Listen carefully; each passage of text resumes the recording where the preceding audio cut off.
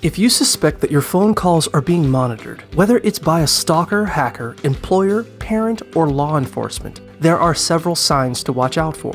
One indication is if your phone battery drains quickly or gets hot, as spyware can cause this. Another sign is if your data usage suddenly increases, which could mean someone is using your data through a tap.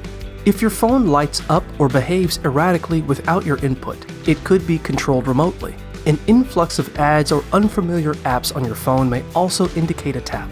Additionally, if your camera or microphone turns on unexpectedly, it's possible that someone is watching or listening. Look out for unfamiliar administrator or manager profiles on your phone, as well as physical signs such as devices or wires near your phone or phone jack, or tampering with your outside phone box. It's important to be aware of these signs and take appropriate action to protect your privacy.